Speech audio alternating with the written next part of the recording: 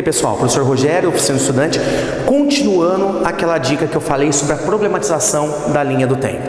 Na verdade agora a gente vai problematizar os termos, a terminologia escolhida pelos historiadores, como eu falei, ou renascentista ou principalmente iluministas, sobre essa linha do tempo aqui. E a gente percebe que tem mais um monte de problema.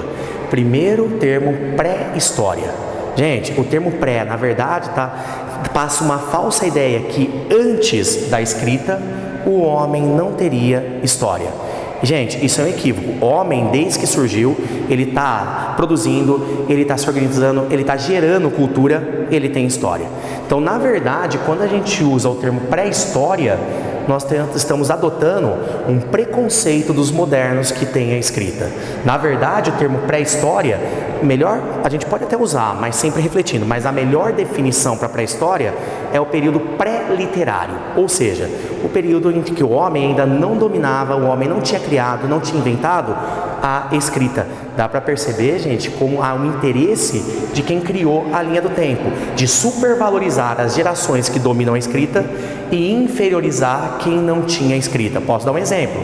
Na pré-história tem produção do homem. O homem dominou o fogo, o homem fez a pintura rupestre, o homem utilizava a pedra lascada, depois ele poliu a pedra. O homem, ele começa a dominar a agricultura, ou seja, ele inventa a agricultura e domina a domesticação de animais, ou seja, tinha muito, mas muito história mesmo. Então, a linha do tempo já começa com um problema sério. O que eu falo?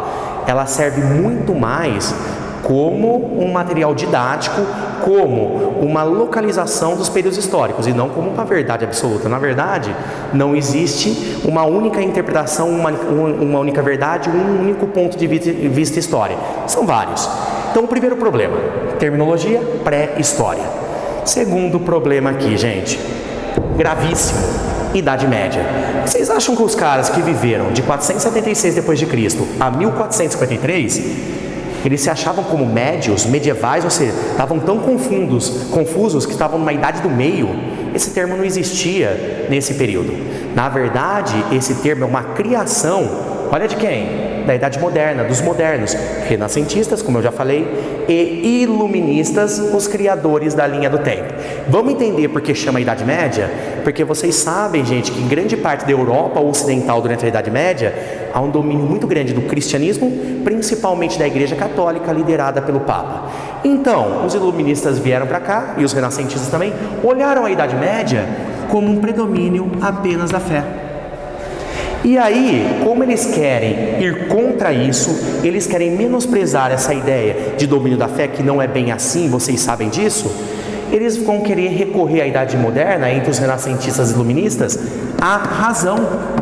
Olha que interessante, a Idade Moderna tenta desenvolver a razão com o iluminismo. A Idade Média, segundo eles, seria o predomínio da fé. E quando eles vão estudar alguns grupos de pessoas, principalmente pensadores antigos, eles recorrem aos gregos e aos romanos, que ficam aqui. Por isso eles vão chamar de Idade Antiga, também dominada por uma razão. Olha por que chama a Idade Média então, segundo a visão dos iluministas. Porque é a idade do meio.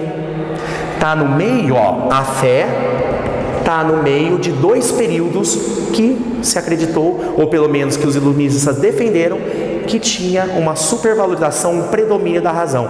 Idade Média, Idade do Meio, entre a Idade Antiga racional e a Idade Moderna também racional. Dá para perceber, gente, que é mais uma tentativa de construir a história com o interesse de quem está escrevendo. No caso, como eu já reafirmei para vocês, renascentistas e principalmente iluministas do século XVIII. Tudo bem?